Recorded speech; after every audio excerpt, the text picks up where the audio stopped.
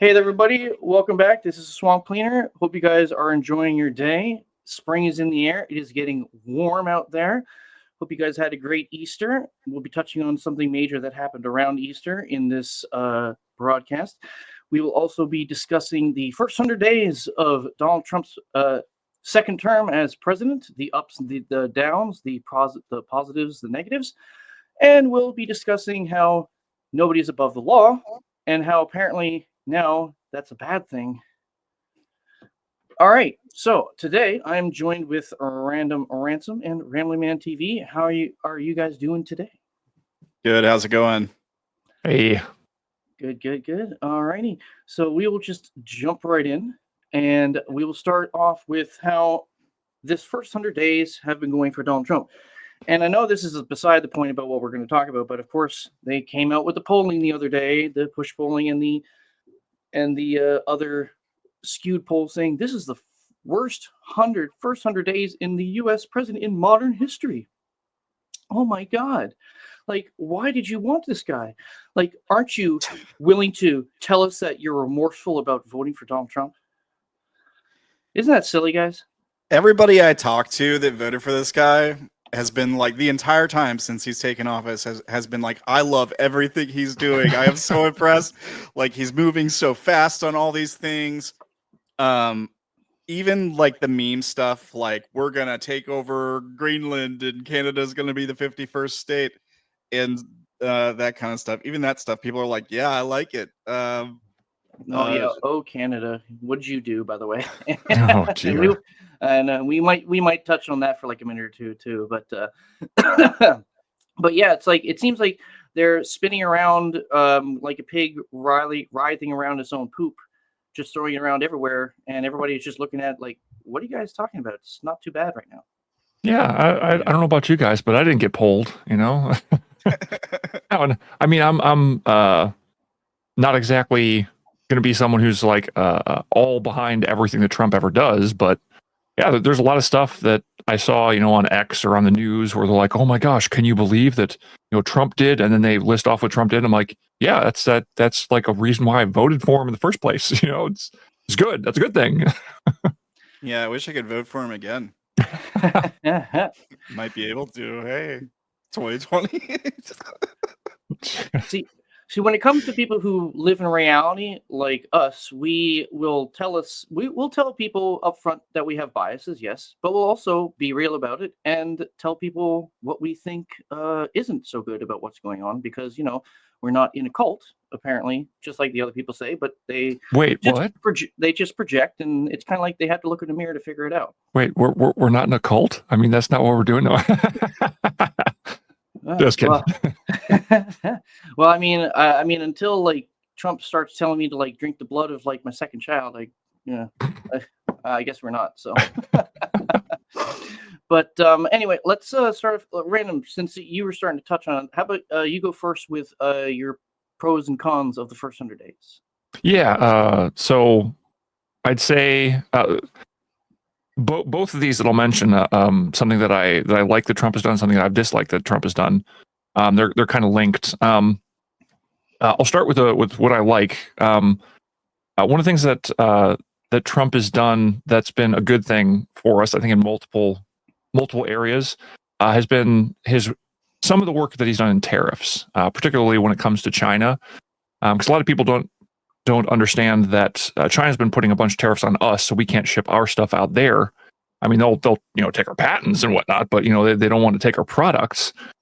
And I think that Trump approaching them and with trying to make things at least a little bit more even, like not necessarily retaliatory, but just reciprocal, I think is the word that he's used before. That's something that I think is very good. It's doing it also just not to China, but to other countries as well who have also been imposing tariffs on us, like Mexico and Canada and whatnot, the EU. It's helped to bring investment and jobs over to the U.S. Like Honda has said that they're going to be manufacturing Hondas here within the United States to essentially avoid the tariffs, but that's going to bring jobs over here to the U.S., which is generally good for the economy, at least for people's pocketbooks and whatnot. They have a job to gain their money and all that. So yeah, I think, and I'm not saying that everything he's done with tariffs has been good, but I think that I would say the majority of it, if even just marginally, has been positive, and particularly, like I said, with China. The negative that I have is somewhat related, and it's how he's been treating our allies to a degree. Not all of them, but like for it's instance, like the baby in the bathwater approach. It's not the best. Yeah, to a degree. I think that. Oh, sorry, I've got a message going off. There we go. Turn that off. But so yeah, one example of this would be something that you had mentioned earlier, where the discussion about what we're going to do with Greenland. It's like, okay, well, I understand that there is a strategic need for Greenland to be at least guarded by us, or we have a presence there, because we don't want China and Russia to have that in terms of like a shipping lane or something. But the way he was treating Denmark, who is essentially owns Greenland right now, I'll say it was a bit too ham-fisted, I believe, as I think you would put it before the show. So, so I think that if Trump had maybe treated allies a little bit more like allies, and I mentioned this earlier, but I wonder if it's him, kind of going art of the deal type thing, going like, well, I'm going to ask for something really big and then pull back and get what I actually wanted. Mm-hmm. But yeah, that would be kind of my negative. It's treat our allies slightly better, and keep doing what you're doing with our enemies. That's what I'd say for my positive or negative for Trump.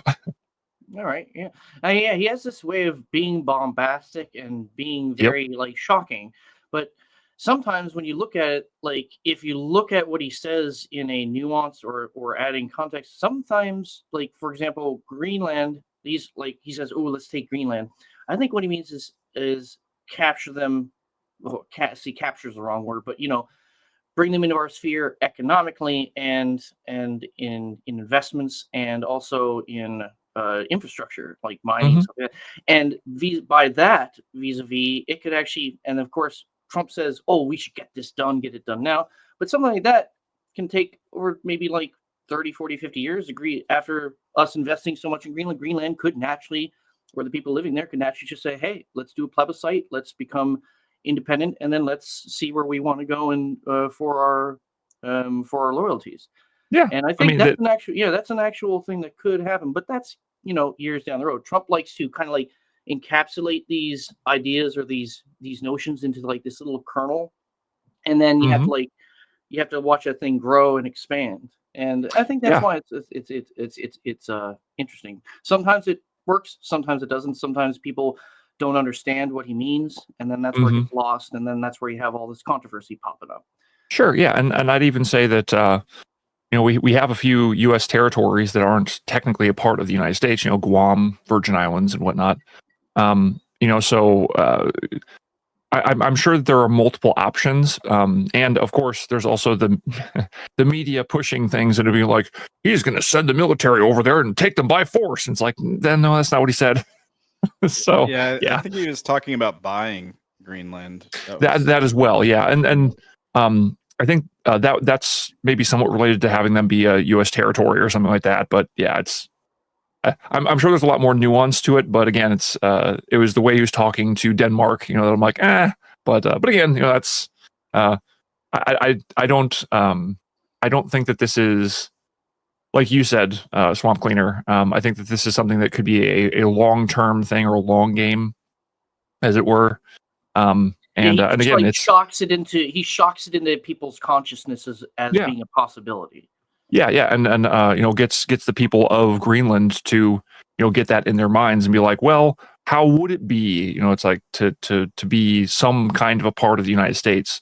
Yeah, because we don't want China and Russia to come through here and like be running roughshod over us or whatnot. So yeah. All right, Ramblin', go ahead. What is your pro and con? So my biggest con is the list not being released. That's a big one. That's a big one. Yeah, Epstein's list did not shred itself. and I guess it related to it the whole like binder fiasco with all the social media influencers. That Was was kinda, bad. Yeah, that was there's bad. sort of like Mm. showmanship stuff. Not a big fan of, I guess. Mhm. But yeah, I do love that like the job market's looking up. We're talking about making chips here. There's talk about like a $2 billion production facility going up, and economy going burr, as they say. It seems like things are getting better.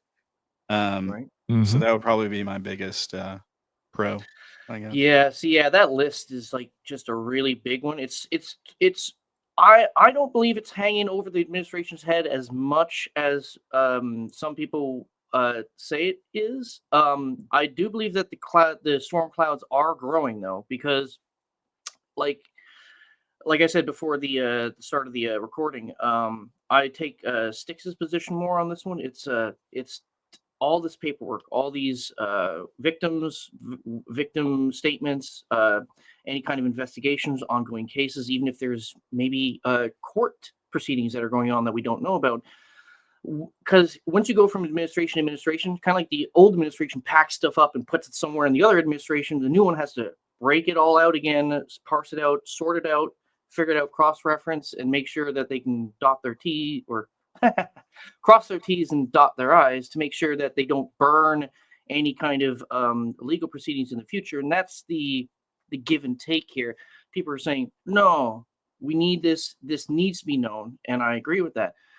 There needs to be some kind of structured way of bringing this all out. If it gets dumped, kind of like it's different than like RFK, JFK, all those files getting out, because most of that, all those people are either dead or Mhm. senile or old or completely out of the picture. When it comes to this Epstein stuff, it's happening in real time. I mean, look what happened to Virginia Giuffre just the other week. That's up in the air. We don't know if it's suicide. We don't know if it was staged. She was acting weird for weeks before it happened. I mean, that's all a can of worms. So, I the administration stuck between a rock and a hard place where they have to tread lightly about this, but they also have to appease the crowd that wants to be satiated by this information. So Mhm. so either way, I think that this is going to end negatively for the administration. And Mike Benz was touching on how it's not just individuals inside our own government that is stalling this process. There's also international entanglements, because Yep. if it's true that Epstein was connected with other intelligence agencies like Mossad, etc., then this whole can of worms has a lot of pressure on it from being released. British royalty too, right? Oh yeah. Mhm. Yeah, and Miss Prince Andrew, hey, I don't sweat at all. Like, man, like you see my pits like dry as a bone. Yeah, I mean, I suppose my disappointment with that could have been avoided by like not saying, "Hey, it's on my desk. I'm gonna release it any day now." Mhm. You could have just told us like, "Hey, we're wrapped. We got a lot of stuff. There's a lot of work that needs to be done before we can even talk about it going public." But And even if that's something that people knee jerk in a negative sense about, like, and they go online and tweet something out, and they're like, "Oh, no," it's like they'll in a day or two they'll be like, actually, you know what? That's actually probably what should be done here. I disagree with her on the premise of what she's saying, but in the end of it, this might be the proper way to go.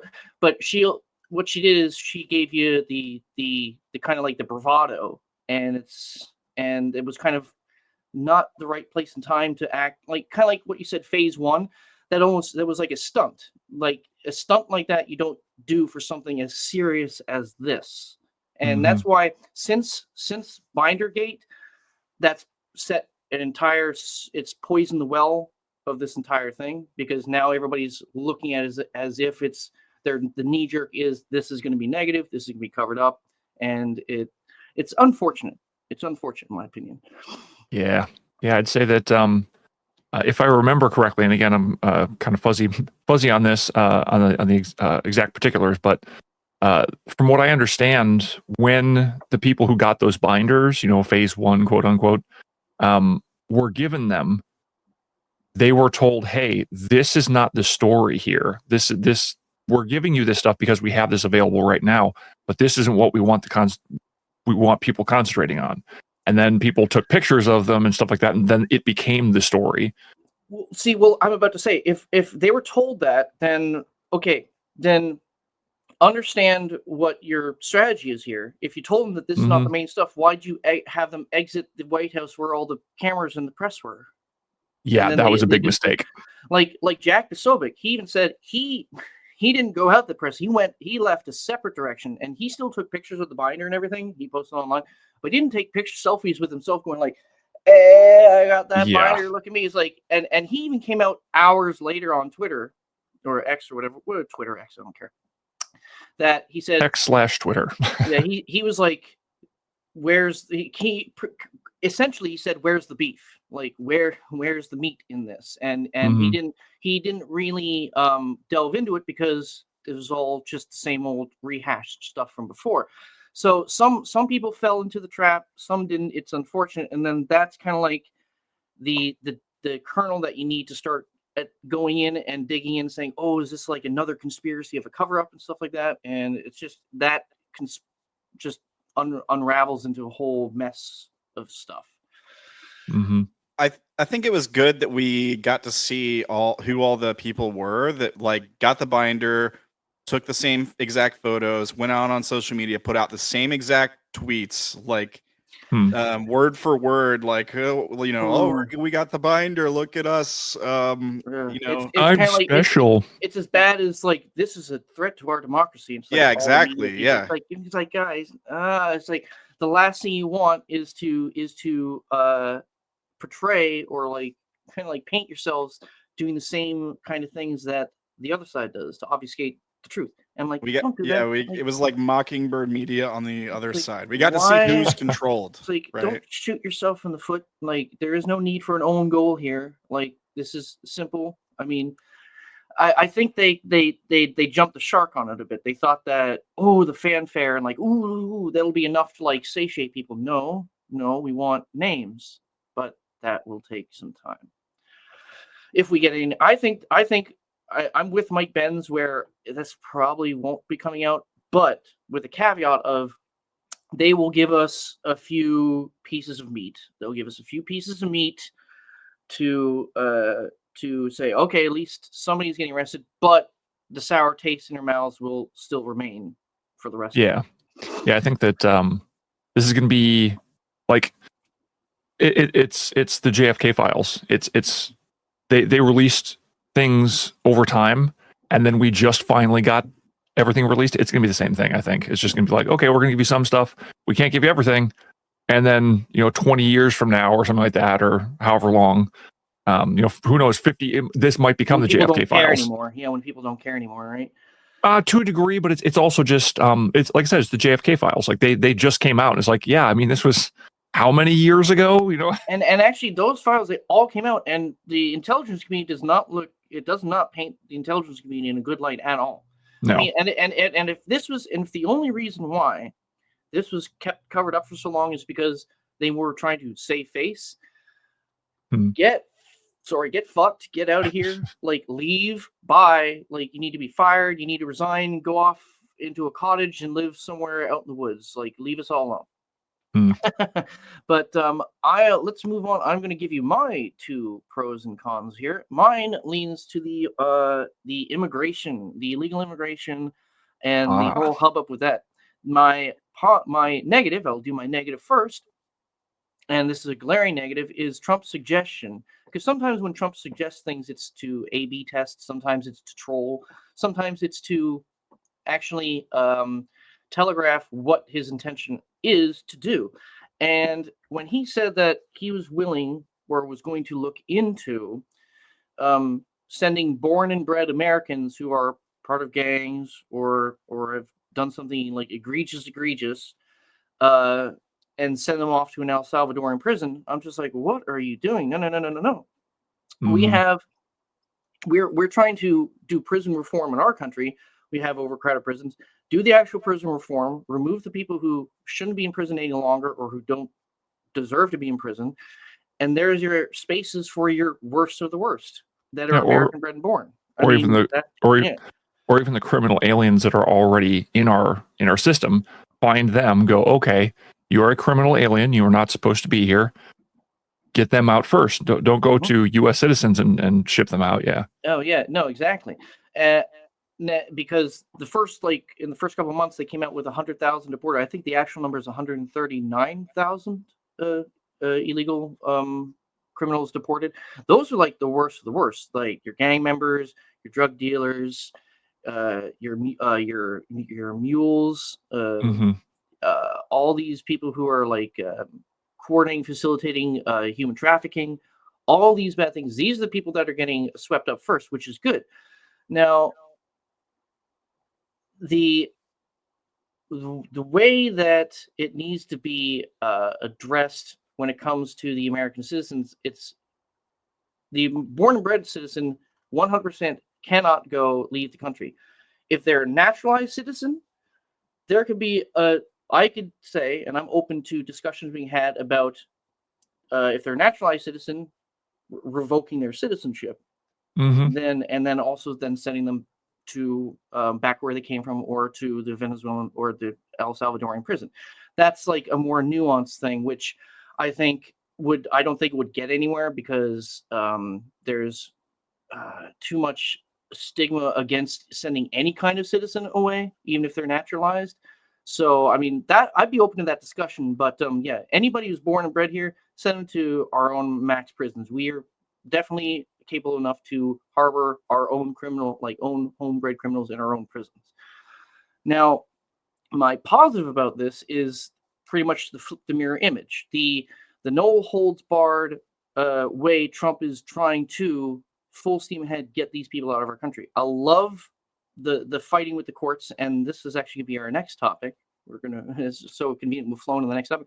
How he's pretty much standing up to the court saying, okay, you made your ruling, pretty much try to enforce it, because there's something called national security and protecting the American people. And they want to try to say, ooh, Trump is arguing like nuance and semantics when he says that we're like on a war footing, stuff like that. Guns don't actually have to be firing to actually be in a war setting. Like if like an invasion is not just storming the beaches and taking the pillbox and then consolidating the beachhead. There is an invasion, just like look at the boat migrants that are coming across the English Channel going into the UK. That's, if you want to, they don't want to call that an invasion, but here's the thing: they're on boats landing on the beaches, running into the country. If that's not an invasion, I don't know what is. It doesn't matter if the border is water or if the border is desert; it's the same thing. Yeah, I agree. Yeah, same. I think All that. Right. All right. Well, to touch a little bit on what you had said, I think that I would also agree that I'd be up for a conversation about people who were naturalized citizens, and then seeing if there would be a revoking of their citizenship. This would actually, and again, kind of tie into the next topic you're going to go into, but having there are multiple levels of due process that one can have and is required for any given thing for you going to court. I would assume that someone having their citizenship revoked would probably have a decent amount of due process, and it would like you said, I think that it would be, and they'll have actually more due process than Yes. somebody who's a criminal and done for a petty offense and sent to jail. There would be a lot more due process there. Yes, yeah, and it would also be more due process than going to a criminal alien. And I use that as the term because, hey, if it's good enough for Bill Clinton to use, it's good enough for me.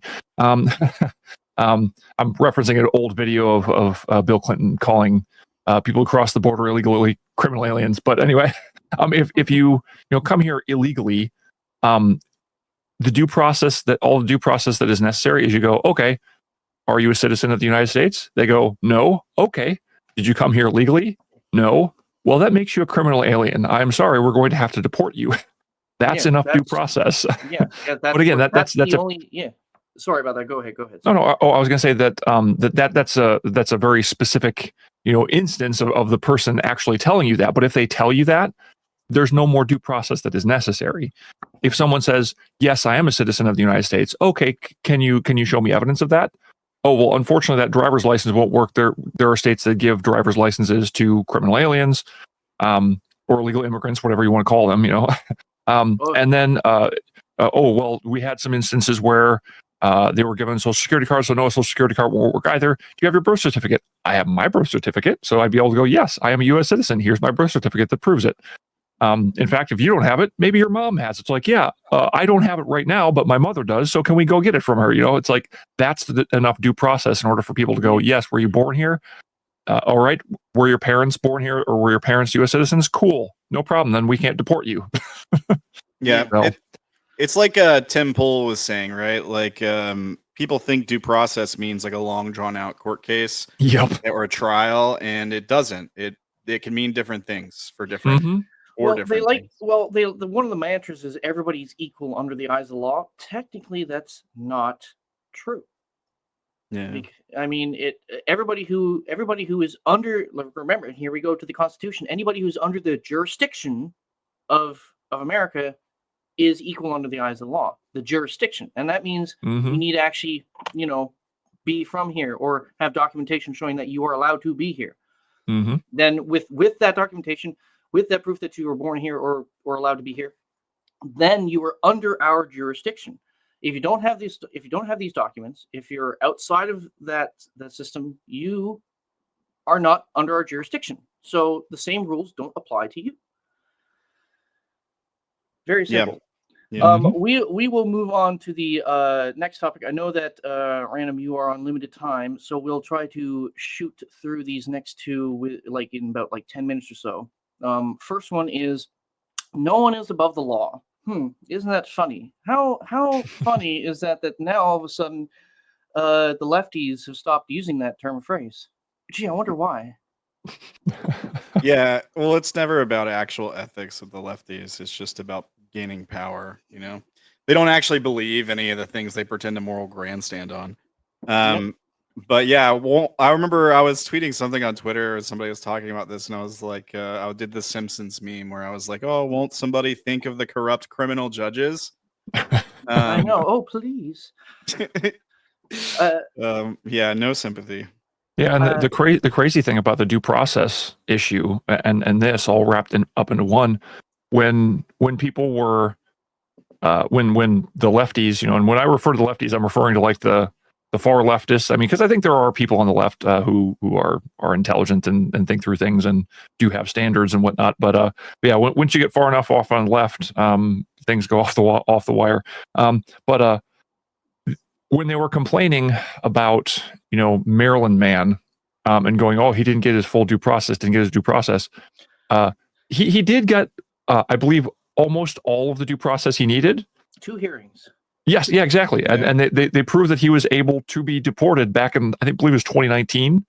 And then there was one thing that they didn't do, and they're like, well, we're going to kick you out, and they didn't go through everything.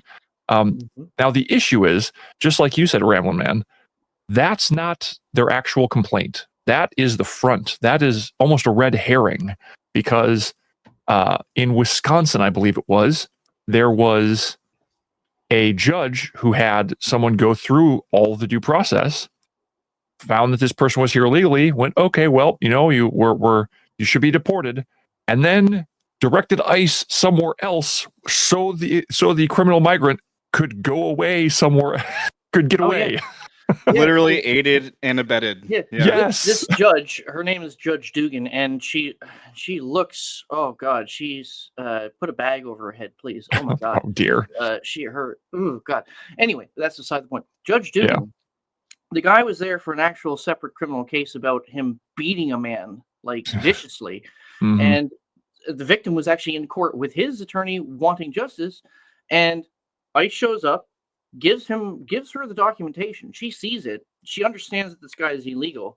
She just has an ideological issue with this. So, like she said, she sends him off to deal with the Chief Justice because, legalese and stuff like that. And while they're doing that, she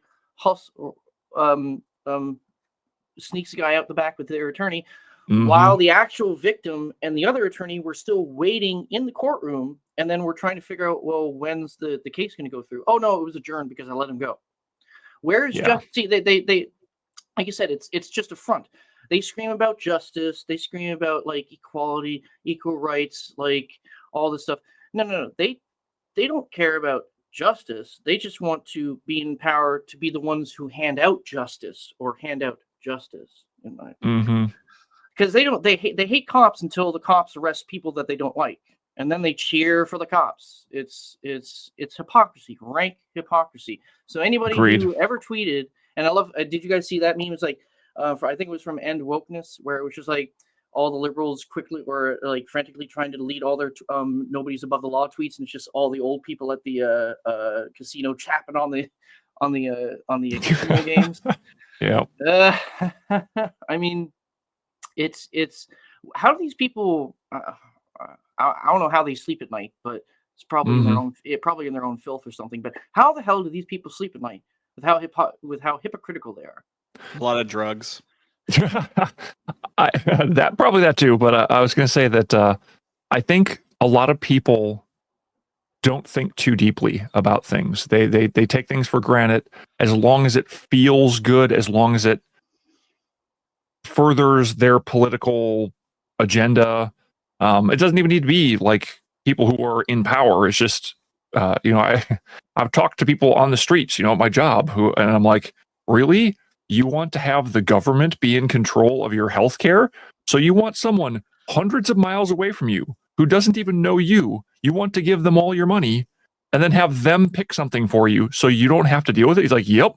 Like, I thought what? you guys hated the government. I thought you guys like hated the government and all this stuff. What happened to that? And these there's a lot of these tankies running around with the communist flags, and they're just telling you what they want. Yes, centralized power. Central power, please. I'm just like, yeah, because they want to give their money to the government and not have to think about it anymore. They don't want to think. That might be the reason why their hypocrisy is there, because they don't want to think about their hypocrisy. They just want to do what makes them feel good, do what makes them feel like they're doing the right thing, and it's sad, unfortunately. What's allowed this atmosphere to come about is a big reason, in my opinion, is the fact that we have information at the touch of our hands. We can look up anything we want in a matter of split seconds, but because we have that ability to do so, a lot of people don't, but then take it for granted and think that somehow, because other people are looking up stuff in real time, that'll just seep out into the zeitgeist and ethos of reality, and they'll just know it too. I'm just like, what are you talking about? I think there's also an element of, I heard other people say this. They must have looked it up and made sure that it was correct, because the information is so easily. That's what I was trying to say. Exactly. Yep. And I think that Ramaman and I were talking a little bit about AI before the show started, and I think that there's something that occurred a long time ago, and I believe it was Plato or Aristotle or someone like that was saying that when man created paper, he lost his memory because now you could just write it down, right? Yeah, because then everything was passed down oratorily. You had great fables, great stories of the past. So again, when paper or writing was made, we no longer had to have the mechanism in our own minds of, I need to remember this, because if it's lost, it's just gone. Now I write it down. I think in a very similar way, like you said, with the information that's out there, but I think also now that people can just go on to Grok or ChatGPT or something like that and ask it what's going on, and it feeds information to you.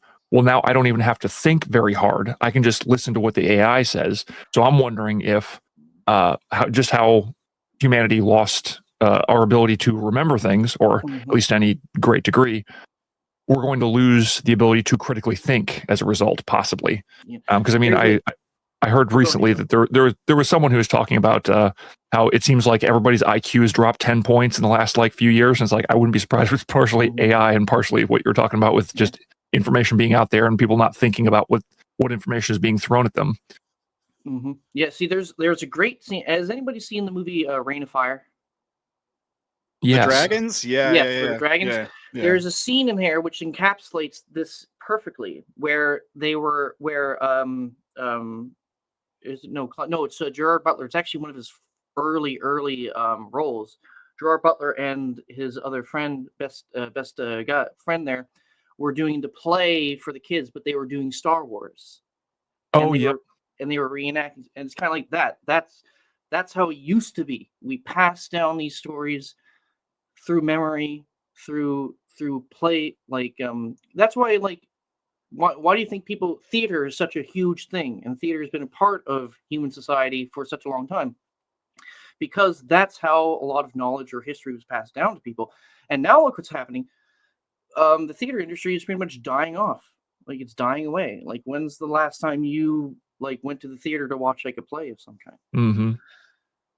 Yeah, I mean, I don't even watch movies anymore, really. So, well, that's because they all suck. So, you know. Yeah, yeah, I don't like anything after like 2006, 2007. You can pretty much forget about it, except for sad. except for some good things which stand out. But anyway, let's slide. I'm going to show you guys a quick little funny thing which I saw from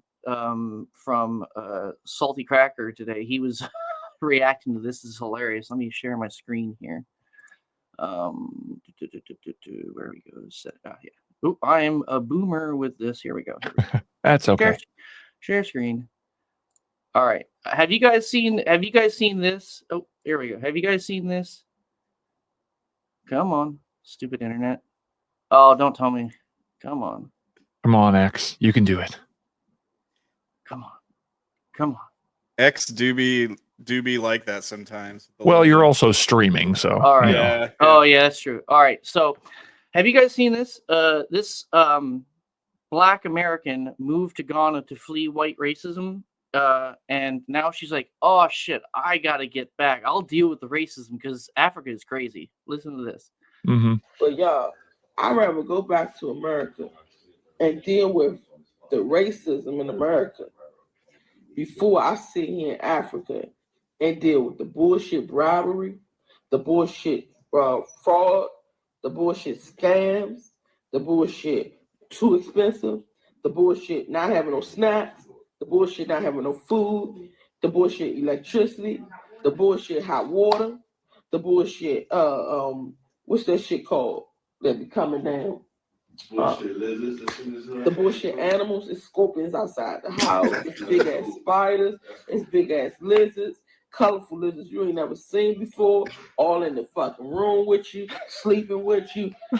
All the bullshit people trying to scam you when you go outside thinking you rich, so they trying to get more money off of you. I'm really trying to wrap my head around this shit. I'm really trying to wrap my head around how are Americans coming to Africa and being happy. Please comment down below. Well, because you were sold some propaganda and you believed it. Hey, Wakanda forever. Okay. She goes on to say that she's actually a business owner. She moved her businesses out to Africa, to Ghana. Oh wow! Because she could, and what's happening is because she moved her business out there, her business is getting scammed. Like it's getting subject to unwarranted government audits and stuff like that. She is pissed. She wants to just cut ties, go back to America because she can deal with the white people. It's almost like it wasn't that bad, huh? I know. It's like come on now. It's like come on now. Was it really that bad? Yeah, and this is the unfortunate outcome of having a school system that tells you, hey, the United States is this awful place. It's full of a bunch of racists who hate all people who aren't white, and they're going to hold you down and not respect you at all. And so you're going to have no way of making it in this life if you don't look like you're not white passing. And I will say, we were kind of giggling at this lady's troubles to a degree, because some of it, the way she put it is quite funny, but yeah, it's sad that people don't really understand what we have here in the United States. Yeah, you don't know what you got till it's gone. Because some of the Americans, Americans who've never left the country. Because I'm actually from Canada, and Canada was pretty much the same back in the 90s and stuff. Now, I visited my sister last year. Completely different country. Holy crap! It feels like everything feels like 50 years old and needs a renovation. That's what it feels like up there. It's crazy. A lot of Americans don't understand what they've got and how good it is, and that's why when they want to complain, they have to complain about esoteric niche things that don't really exist anymore. They have to come up with something that they have to come up with some reason why things aren't as good as they think they should be. And that can be, oh, there's a wage gap. There's I must be a different gender. There's a multitude of things that people can point to and be like, oh, it's because of this, and that's why things are bad, rather than going, okay, well, can I look around and see what I'm actually thankful for? What I actually do have. I remember compare it to other countries. Yeah, I remember. I think it was several years ago. So yeah, I think it was before 2020. It's like I think 2017, 2018, at the very start of when I was like really getting into this. I think I was watching a Sargon of Akkad or Paul Joseph Watson video about somebody complaining about like white racism, about how they're going to move to Africa, and they were explaining like the only reason why you're complaining about racism is because they don't have to worry about other stuff about like where you're going to get your food, like or your electricity or your heating. And she's literally explaining this here. It's like, I got no food. The electricity's out half the time. I got no hot water. She'll deal with the racism. See, there you go. You got to prioritize. When shit hits the fan, nobody cares about racism. Just like when let's say shit hits the fan and we have to go to war, nobody's going to be nobody's going to care if you're nobody's going to be transgender anymore. Like the women are going to be like, oh, I'm going to go work in the kitchen, be at home. The men, they can go fight. Like everybody's going to stop being trans if really the rubber has to hit the road. Yeah, it's a little bit difficult to get the VA benefits if you actually have to put your life on the line. Yeah, first world problems. Yeah. All right. We will wrap up today with a more of a somber note. And Random, I'll let you take the lead on this because this is more of your wheelhouse. Gotcha. Of course, everybody knows that Easter was last week, and Easter Monday, Pope Francis passed away after his struggles with his acute medical issues over the past couple of months, and it was very. I don't want to say it's not like it was time, but everybody was kind of saying he was willing himself through the holiday to give everybody that peace of mind, to give everybody that good feeling, and then he kind of just said now is his time to go. And Random, I'll let you take this one because this is more of your work, so go ahead. Yeah, gotcha. What Swamp Cleaner's referring to is I am Christian. I will say though, right up front, I'm not Catholic.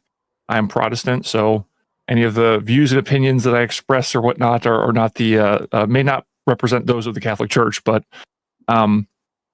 yeah, I think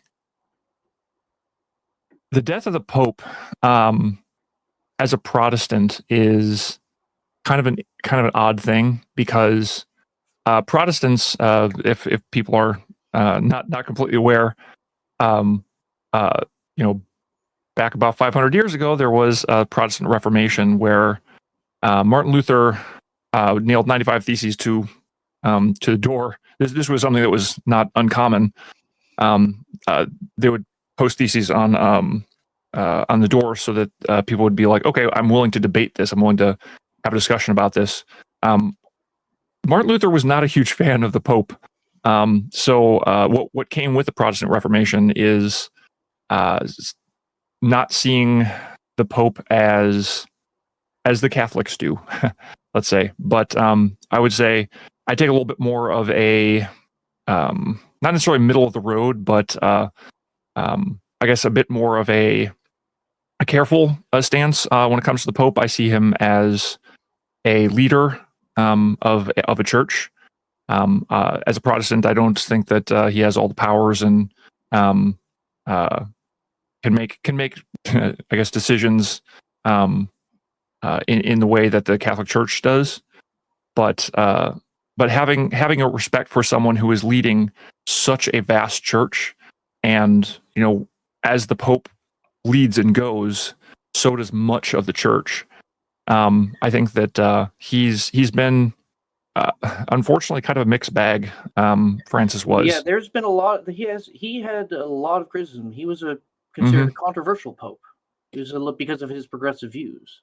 Yes, and some of that was but people taking him out of context. Like some people were saying that Pope Francis was saying he was endorsing gay marriage. That wasn't actually the case. He was saying that you could bless a gay couple or same-sex couples, which once again, coming from a Protestant, and I'm sure from a lot of Catholics, they would say that That's almost semantics, almost. That, well, it's not necessarily semantics, but it's heading in a direction that is almost like turning up the heat a little tiny bit on that frog in that pot, slowly boiling him, right? So I'll say that some people are mistaken on some of the stuff that he said. I will say that I think he did a very good job of softening relations between Catholics and Protestants. I don't know if as much like Eastern Orthodoxy or anything, but yeah, I think that he did have some positives and negatives, I guess, as we were discussing with Trump earlier.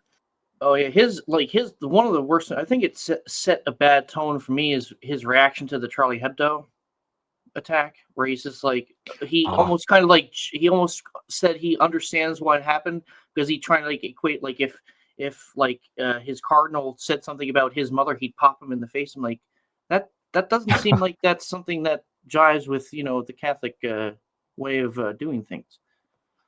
Yeah. Yeah. Once again. And I'll also say that as a Christian, I'm sure Catholics would say the same. That no man, no person is perfect. I think that Pope Francis, like back in the 70s, was a bouncer or something like that. So I mean, he comes from his own background. And again, that's one of the reasons why, as a Protestant, I don't look at the Pope as with as much I guess veneration as the Catholic Church does. Oh, yeah, of course. Yeah. But yeah, it's I would say I agree with you. The main split is because please tell me if I'm wrong, but the Protestants, they don't accept that kind of like the Pope is kind of like the direct messenger of God on earth. They kind of say the Protestants want to have a more direct connection with God through themselves to God. Yeah, I'd say that covers some of it. Like there's Catholics believe that if the Pope were to make a statement what's called ex cathedra, that would be him speaking for God and saying like if Pope Francis were to state something ex cathedra, you know how it says in the Bible this? Well, it actually means this. That's what then the entire Catholic Church would then have to follow. That was something that that Martin Luther said, I don't find this anywhere in Scripture, so we reject that. How this is like a hypothetical. How would cardinals take it? Like, let's say the Pope wakes up from sleeping and says, God told me he came to me and told me that this is how we need to do things now. If it how people saying like anybody around the world saying like I got a vision from an angel or a vision from God and they told me to go do something. What happens if it's the Pope who gets that? Will they just follow that?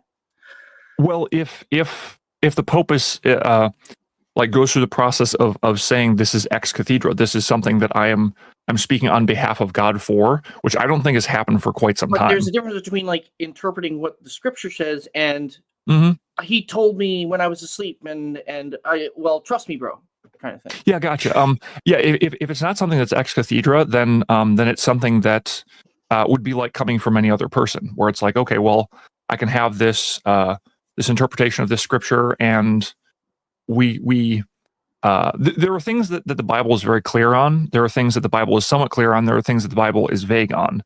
The things that the Bible are vague on, that's kind of where things can get a little bit more play in terms of people having different opinions on it and whatnot. But old documents, they can be interpreted many different ways. Whoa, hello, that was weird.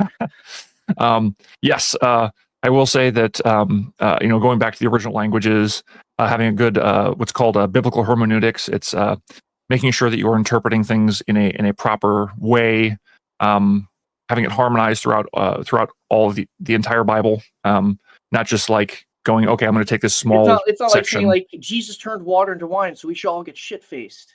Precisely. Yeah, exactly. It's like, well, you could there could be someone who interprets that from that one little section, but if they take a whole broad spectrum view on the entire Bible, then they'll be like, oh well, and try to make it like a tenet of life or something. Yeah. yeah. But they'll be able to go, okay, well, in multiple different places, drunkenness is the thing that is condemned, not the consumption of alcohol. So you can still, for some people, or for a lot of people, they can have a glass of wine with a meal, and it's not going to be a sin for them.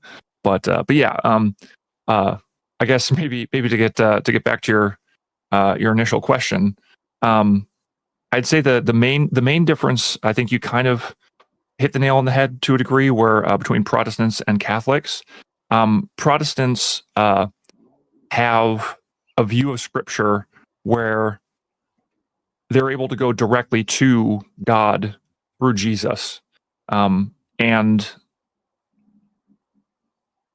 Catholics would be going, okay, well, I need to have some other intercessor other than Christ, other than Jesus.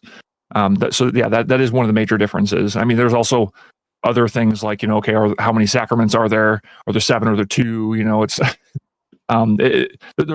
this is a very vast topic, I'll say, but Right, I think one of the main differences is that. But I will say, just to be very clear on my stance on this, I know that there are some Protestants that are out there that will say that Roman Catholicism is not Christianity, and that people who are in the Roman Catholic Church aren't saved. I'm not one of those. I will say that you can be a good Catholic and you can be saved.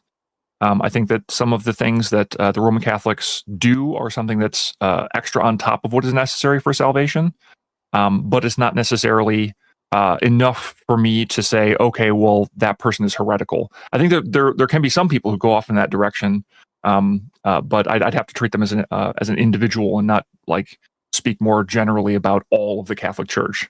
So yeah, I say that there are brothers and sisters in Christ in the Catholic Church. I'd say the same thing about the Eastern Orthodox Church and Coptic churches and whatnot. So yeah, I'm one of those type of Protestants.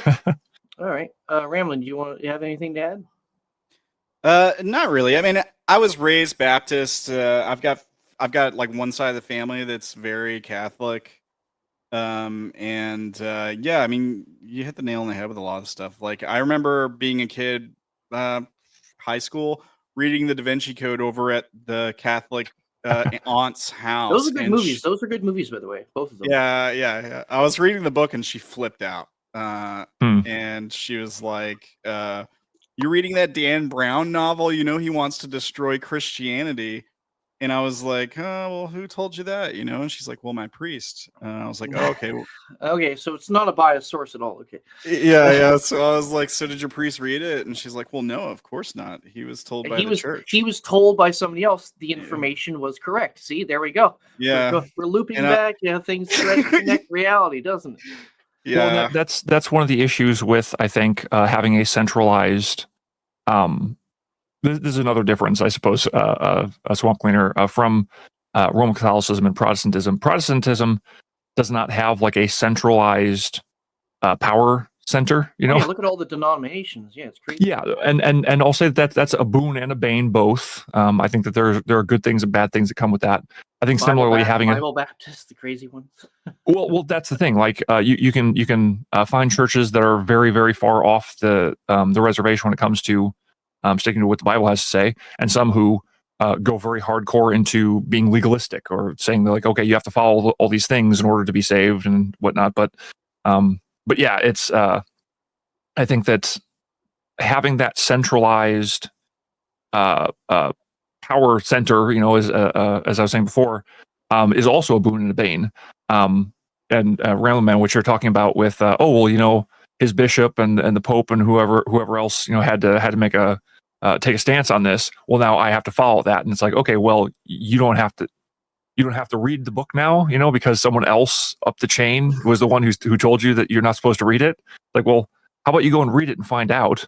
I mean, but I will say that the Da Vinci Code has a takes a whole bunch of liberties, and there's there's a whole bunch of study that can be done in terms of looking into the reliability of the Bible and going, well, this stuff was all changed. It's like, no, the amount of manuscripts that we have, it makes it impossible to have gone out, changed all of the different manuscripts that we found that all line up with each other in order to do what was done in. I mean, in look the Da at Vinci Code. how many different versions of the Quran there are. Jesus.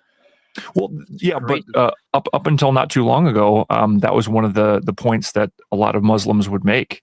Is they'd be like, "Oh no, the Quran has been perfectly preserved, over time." And then which Quran are you talking about? See, that's the thing. Well, that's the thing. They don't have the benefit of what Christianity has with the Bible, where the Bible essentially was almost the first. Well, kind of, but the Bible, particularly the New Testament, was almost the first blockchain, where if people don't know, that's crypto, but it's all copies of copies of copies. Essentially, it's multiple lines of transmission that can all be checked against each other in order to find out if what we have is what was originally transacted. Let's say. I mean, we found recently in the past couple of decades that they found historical sites and stuff that correlate with things that have been written in the Bible. So there is historical context that is accurate in the Bible. So it's not just like it's random smatterings of people writing stuff. There's truth to a lot of this. Yeah, and then the debate would then become over the things that people would not be able to take science, which is a very good tool for looking at the natural world and be able to make determinations over things that wouldn't be able to be measured by scientific means. So, but yeah. Yeah, exactly. But anyway, sorry, Rebel Man, I interrupted you. No. You were talking about the Da Vinci Code and whatnot. Oh, well, to finish the story, I just remember, basically the whole my priest told me, and I was like, and I ended up telling her, I was like, well, one of the core themes of the story is the importance of faith and how important it is. And she didn't believe me. She just didn't believe it was true. Well, that's because she'd probably be open to burning that book or something. Yeah. That's unfortunate too. Mm-hmm. All right. I think what we'll do is we will wrap this up here. One last question for all of us here.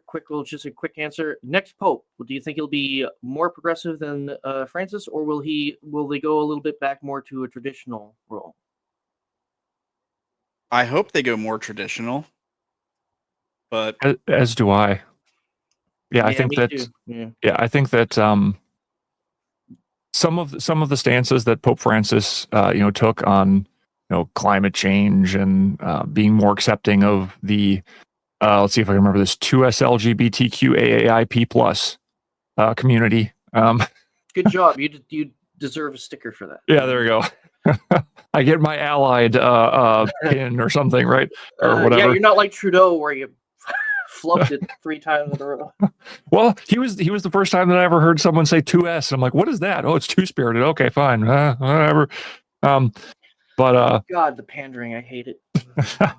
But yeah, so I will say there were things that he did, saying that there are well, and this might be something that was taken out of context, where he was saying there are multiple paths. All religions might lead to the same God or something along those lines. That may have actually been taken out of context. So again, if that's something you do believe, definitely look into the original, like what the quote was, and see if there was something that they were able to add more light to. But I like, as I mentioned before, the softening of the relationship between Protestants and Catholics that I've seen come as a result.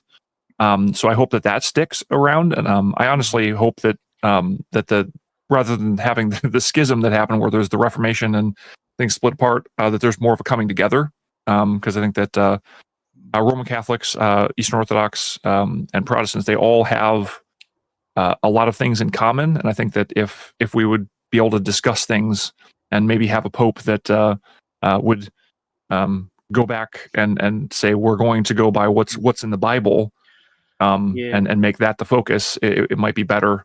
And also, stay away from climate change and whatnot. So yeah, see, that's the thing. I do hope the next pope is more traditional. I do hope the pope does the next pope does need to tackle the social issues that are happening in our time, but Mhm. not like climate change. The next pope needs to come out and say, hey, there's a lot of problems going on in Europe right now with this immigration, and especially when it comes to Islamic immigration. That is something that the church itself is going to, if they don't correct this course, will have to deal directly with Mhm. if there's any escalation in the influence of Islam throughout Europe.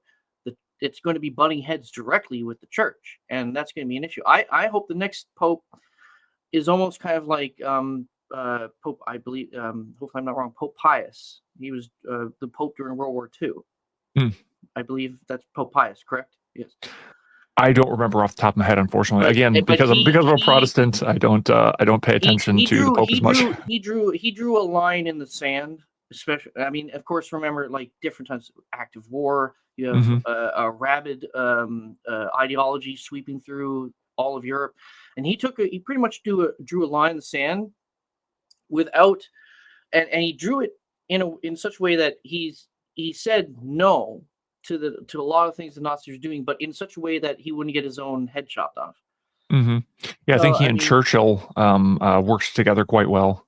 yeah, I mean, Even though Churchill he wasn't knew he was Protestant, or I in a mean, tough wasn't Catholic. situation, so he did have to work with the Axis in certain things, but that's because you're stuck between a rock and a hard place. I mean, you're surrounded by Nazis. I mean, Mhm. I mean, at this point, like Italy's out of the war, all the Nazis are all over Italy. I mean, kind of like you're stuck, and you have to kind of like work with what you got. But I think the next pope should be a more of a strong-willed central figure, kind of like Pope Pius was.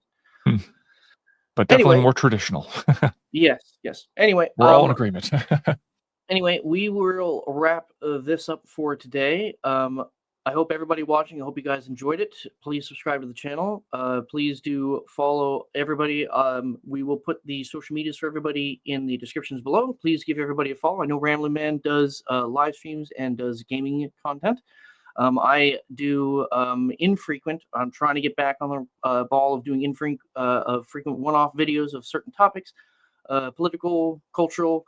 Hope you guys enjoyed today. Please remember that this wouldn't be possible without the larger umbrella of the Quartering and the Discord and all the great people that are in there. Mhm. So if you do have time, also slide over to the Quartering, drop him a follow. Hey, even become a member, because we need the community to grow. Because if we get more members, we'll get exclusive live streams, and we'll just have a better experience overall. Look at me shilling for Jeremy here at the end of it. It's a good thing to All shill right. for. Yeah, there we go. Alrighty. So you guys, excuse me. Go ahead, sign off for yourselves, and we will wrap this up. Yeah, thanks for having me back again. Hopefully, what we discussed was educational and entertaining. But yeah, it was great being here, and see you next time. Mhm. Yeah, thanks for having me as always. Pleasure talking to both of you guys. Always have a good time over here. Check me out, Twitch, YouTube, Rambleman TV, everywhere. You can jump in the public Discord. We play a lot of tabletop RPGs, D&Ds, stuff like that. Trying to make tabletop gaming great again. That's my goal. Woohoo! Yeah, I played Um, Warhammer. No, I played the tabletop Warhammer 40K back when I was a kid, but then kind of like fell out of it. But yeah, that was cool. I like all the painted things, and dude, the one what was it, the game dungeon? You know, the place where they play the games. Like they have it like they had this massive table, probably like it was 5 feet by like 20. It was a massive freaking table. It was fun. It was fun to play. I But love the anyway, lore. The lore for oh, yeah. Warhammer 40K is top notch. I love that. And Oh, but expansive. hey, don't say that's cool because you might be a Nazi. Remember, those guys are space Nazis, remember? Yep, because we've got to change all the things and retcon things that had anything to do with stuff that goes against the far leftist agenda. Yep. And we need female space marines too. Yay. Yes, the Custodes. Oh. Alrighty, guys. You guys have a great rest of your day. Hope you guys all enjoyed, and we will talk to you later. This has been the Swamp Cleaner. See you soon. Bye, guys.